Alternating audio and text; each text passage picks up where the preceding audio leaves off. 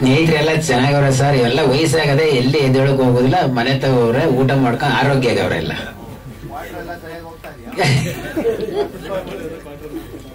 ಸಿನಿಮಾದಲ್ಲಿ ಅಷ್ಟೇ ಸರ್, ಅದು ನಿಜ ಜೀವನದಲ್ಲಿ ಆಗುದಿಲ್ಲ. ಗಡ್ಡಪ್ಪ ಚೆನ್ನಾಗವ್ರೆ. ಸೆಂಚುರಿ ಗೌಡ್ರು ಅವ್ರು ಎಲ್ಲೂ ಹೊಲ್ತಕ್ಕೆಲ್ಲೂ ಹೋಯ್ತಾ ಇಲ್ಲ, ಮನೆ ತಗೋವ್ರೆ. ಆರಾಮಾಗಿ ಒಂದ್ ಸ್ವಲ್ಪ ತಿರ್ಗಾಡ್ಕೊಂಡು ಒಂದ್ ಹೋಟ್ಲಲ್ಲಿ ಒಂದು ಕಾಫಿ ಕುಡ್ಕೊಂಡು ನಾನು ಹೊಡೆದ ಮಟ್ಟಿಗೆ ಬಂದ್ರು. ಅವತ್ತು ಕಾಫಿ ಕುಡಿದ್ಬಿಟ್ಟು ಎಲ್ಲೂ ಹೋಗೋದಿಲ್ಲ ತಮ್ಮಣ್ಣ ಅಂತ ಹೇಳಿದ್ರು. ಆಯ್ತು, ಎಲ್ಗೋ ಬೇಡಕನೆ, ಬೇಕಾದವ್ರು ಮಾಡ್ಕೋತಾರೆ, ನೀನ್ ಸುಮ್ಗಿರಪ್ಪ ಸದ್ಯ. ಏನು ಹೆಚ್ಚು ಕಡಿಮೆ ಆದ್ರೆ ಯಾರು ನೋಡೋರಿಲ್ಲ, ಆಮೇಲೆ ಕಷ್ಟ ಅದೇ. ಇಲ್ಲ ಸರ್, ಮಗ ಇಲ್ಲ, ಸೊಸೆ ಅವಳೆ, ಮೊಮ್ಮಕ್ಕಳು ಅವ್ರ ಹೆಂಡ್ತಿರವ್ರೆ. ಪಾಪ ಅವರೆಲ್ಲ ನೋಡ್ಕತಾರೆ. ಆದ್ರೆ ಸರ್, ಇವತ್ತು ಒಂದು ಕಾಯಿಲೆ ಬಿದ್ರೆ ಯಾರು 2 ದಿನ ನೋಡ್ಬೋದು ಅಷ್ಟೇ. 3ನೇ ದಿನಕ್ಕೆ ಬಿದ್ದಿರ್ತಾನೆ, ಒಂಚೂರು ಅನ್ನ ಕೊಟ್ಬಿಟ್ಟದ ನಡಿಯ ಹೋಗ್ ಮನವ ಅನ್ನೋ ಜನ 100 ಜನನ ಜಾಸ್ತಿ ಆದ ಇಲ್ಲಿಗ.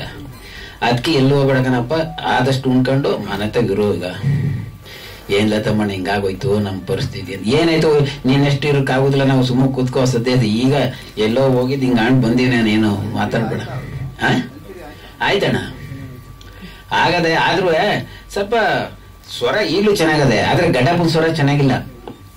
ಇವ್ರ ಸ್ವರ ಕುಂತು ತಗೋಬೇಕಾದ್ರೆ ಮಾಡ್ತೀನಿ ಅಂದ್ರೆ ಈಗ್ಲೂ ನಡೀತಾ ಕರ್ಕೊಂಡು ಅಂತಾನೆ. ಹೆಚ್ಚು ಕಡಿಮೆ ಆದ್ರೆ ಯಾರು ನೋಡೋರು ಅಲ್ಲಿ, ಆಮೇಲೆ ಕೆಟ್ಟ ಹೆಸರು ಬಂದ್ಬಿಡ್ತದೆ ನಮ್ಗೆ. ಆದ್ರಿಂದ